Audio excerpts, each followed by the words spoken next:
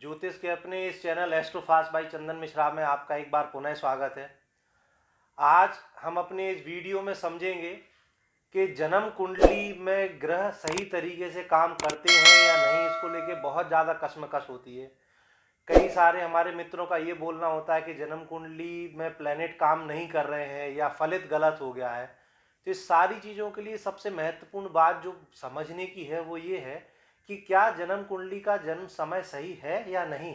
आप जो जन्म पत्रिका किसी एस्ट्रोलॉजर को दिखा रहे हैं उसका जन्म समय सही है कि नहीं, क्योंकि अगर जन्म समय सही नहीं होगा तो ग्रहों की दशाएं और महादशाएं सही तरीके से और सटीकता से आपके जीवन में फलित को नहीं दर्शा सकती। तो ज्योतिष सीखने की इस श्रृंखला में सबसे महत्वपूर्ण बिंदु है कि आपका जन्म समय सही हो। तो किसी भी कुंडली को देखने से पहले एक एस्ट्रोलॉजर का की रिस्पॉन्सिबिलिटी है कि जन्म कुंडली का शोधन कर लें, जन्म समय का शोधन कर लें, जन्म समय सही है या नहीं ये पता कर लें। और इस चीज़ को हम अपनी कुंडली में स्वयं भी देख सकते हैं, चेक कर सकते हैं। उसके कुछ थंब रूल्स हैं जिनको आज हम हमारे बीच में उपस्थित पंडित द्वारका प्रसाद मिश्र जी हैं उनके द्वारा समझते हैं कि कैसे जन्म कुंडली का शोधन किया जा सकता है और समझा जा सकता है कि जन्म कुंडली में हम अपने जन्म समय को सही कर लें। समझते हैं पंडित द्वारका प्रसाद मिश्र जी से इस बारे में। आज श्री चंदन मिश्र पुत्र श्री शंकर मिश्र स्वर्गीय शंकर मिश्र निवासी दतिया समतारपुरा के विशेष आग्रह पर लग्न के शुद्धि के बारे में चर्चा के लिए रखा गया है। इसीलिए अपने सुनने वालों को, नए विद्यार्थियों को ये ध्यान रखना चाहिए कि लग्न में जब भी कुंडली हाथ में आवे और कुंडली के अध्ययन के लिए सबसे पहले लग्न की शुद्धि परम आवश्यक है। इसके लिए कुछ अहम बिंदु इस प्रकार हैं। सबसे पहले लग्न जब पढ़ना है, लग्न का अध्ययन करना है, कुंडली के अनुसार ये दिया हुआ है कि प्रातः काल का जन्म है, तो प्रातः काल के जन्म के लिए कुंडली में सूर्य का होना आवश्यक है। अगर मोटा समय मान लिया है 6 बजे का जन्म है तो सूर्य निश्चित ही लग्न में होगा और लग्न में 2 घंटे तक रहेगा। और 6 से 8 बजे तक का अगर समय कुंडली में है तो ये बिना कुंडली के विषय अध्ययन के देख सकते हैं कि सूर्य लग्न में ही होना चाहिए। इसी प्रकार से 6 से 8 के बाद अगर जन्म है तो कुंडली के दूसरे भाव में सूर्य होना चाहिए। अगर इधर उधर है तो शुद्ध करना चाहिए, लग्न शुद्ध नहीं है। वो 8 से 10 बजे के बीच में तो सूर्य को तीसरे घर में, लग्न से तीसरे घर में होना चाहिए। अगर तीसरे घर में नहीं है तो कुंडली अशुद्ध है। इसी प्रकार से संध्या काल में सूर्य 7वें घर में होना चाहिए जन्म लग्न से। 7वें घर में अगर सूर्य है तो ये संध्या काल का समय जो दिया हुआ कुंडली में वो शुद्ध है। अगर ऐसा नहीं है तो कुंडली अशुद्ध मानो जाए। इसी प्रकार से 8वें भाव 6 से 8 में रात के 2 घंटे बाद का है तो आगे सूर्य वहीं 7वें घर के आगे सूर्य होना चाहिए 6ठे घर में। 6ठे घर के बाद और 2 घंटे बाद का अगर है तो 5वें घर में होगा। इसी प्रकार से सूर्य के पूर्व का अगर है जन्म है तो लग्न से पूर्व भाग में ही जन्म होना चाहिए। इस प्रकार सूर्य की स्थिति देख करके पहला पॉइंट यही है, सूर्य की स्थिति सबसे पहले परीक्षण करें। दूसरी बात ये, अगर अमावस्या का जन्म है तो सूर्य चंद्र दोनों एक ही साथ होंगे। अगर प्रातः काल है तो सूर्य चंद्र दोनों लग्न में मिल जाएंगे। अगर संध्या काल है तो शाम 7वें घर में मिलेंगे। तो इस प्रकार से सूर्य चंद्र के हिसाब से लग्न की शुद्धि देख सकते हैं। अन्य बात यह है कि राहु केतु का परीक्षण करें। राहु केतु हमेशा एक दूसरे 180 डिग्री पर रहते हैं।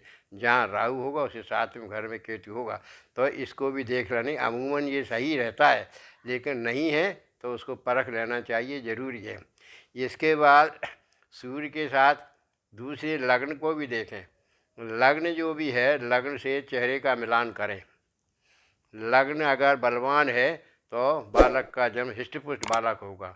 लग्न का कमज़ोर है तो और चंद्र क्षीण है तो बालक शरीर से स्वस्थ नहीं दिखेगा, कमज़ोर अवस्था में रहेगा। विशेष करके सूर्य चंद्र बलवान है, चेहरे पर कांति रहेगी, आँखें तेज होंगी, आँखें बड़ी होंगी। और दूसरे घर में अगर सूर्य चंद्र है तो चेहरा, मुखमंडल आभा बहुत ही बड़ा हुआ, सुंदर, देखने में हैंडसम लगेगा। यदि दूसरे घर में पाप ग्रह है, सूर्य शनि राहु है, तो चेहरा विकृत होगा। और लड़का अगर सुंदर है तो आप समझ लीजिए कुंडली गलत है। अगर पाप ग्रह दूसरे घर में है तो विक्र सबसे अगलियत चेहरा होगा। ये चीज़ें मिलान के लिए बहुत आवश्यक हैं। इसी प्रकार से लग्न से और भी बातें देखी सकते हैं। लग्न का नामांश और लग्न ये कई जगह है कि वही लग्न है, वही नमांश में है तो वर्गोत्तम लग्न है। वर्गोत्तम लग्न होने से शरीर पुष्टि होती, चेहरा सुंदर होता है। अगर लग्न में शनि के साथ राहु है तो शरीर बड़ा होगा, हाइट कम से कम 6 फुट का इंसान होगा, आगे बढ़े। लेकिन बचपन में उसके अंगों को देख सकते हैं, बड़े हुए अंग होंगे। इस प्रकार से लग्न ह्रस्व और दीर्घ लग्न होती हैं। ह्रस्व लग्न है तो मध्यम कद होगा, ये देखना चाहिए। इसी प्रकार से दूसरी लग्न चंद्र लग्न को देखें। चंद्र अगर क्षीण है और जन्म लग्न में है या 8वें घर में तो बहुत ही क्षीण होगा। ऐसे बालक का जिंदा रहना ही कठिन होता है। तो इसलिए नाजुक स्थिति चंद्र की वजह से हो सकती है। तो सूर्य लग्न भी देखें। सूर्य अगर बलवान है, स्वराशि का है, सिंह राशि का है अथवा मूल त्रिकोण का है, 12 अंश कम से कम अधिक है, तो सूर्य के बलवान होने से भी शरीर और मुख की कांति अलग निष्पत दिखाई देती है। इसी प्रकार से दूसरी लग्न जो है घटी लग्न है, पद लग्न है, आरूढ़ लग्न है, इन लग्नों से मिलान करना चाहिए।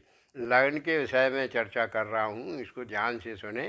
लग्न कितनी होती हैं? जितनी भी लग्न को अध्ययन करो, अधिक से अधिक लग्नों का अध्ययन करेंगे तो प्रोटेक्शन बहुत धारदार प्रकट होगा।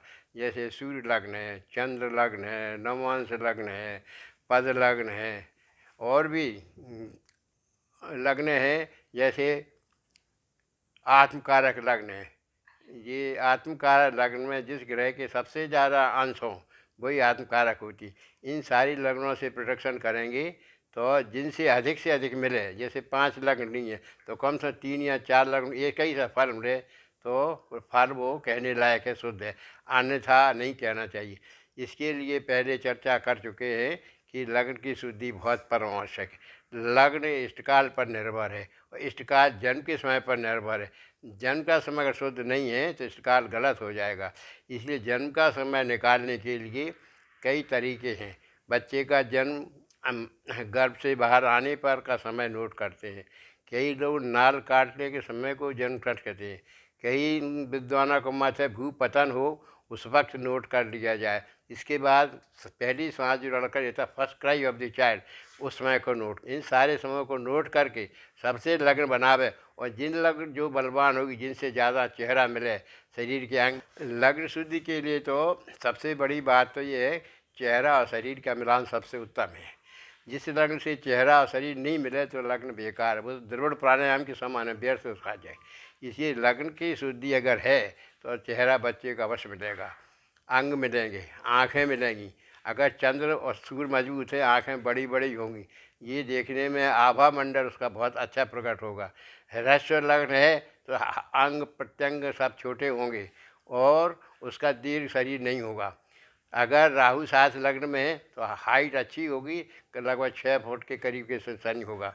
शनि राहु अगर साथ में है तो निश्चित रूप से कद अच्छा होगा। इन महत्वपूर्ण बिंदुओं से हमने जाना कि जन्म कुंडली में लग्न की शुद्धि कितनी महत्वपूर्ण है, जन्म समय का एक्यूरेट होना कितना महत्वपूर्ण है हमारे जीवन में जो घटनाएं घट रही हैं उसके लिए।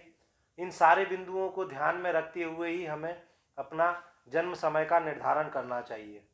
तो मैं पंडित द्वारका प्रसाद मिश्र जी का बहुत बहुत धन्यवाद करता हूं कि उन्होंने हमारी इन चीज़ों को और इन शंकाओं को दूर करने में हमारी मदद की।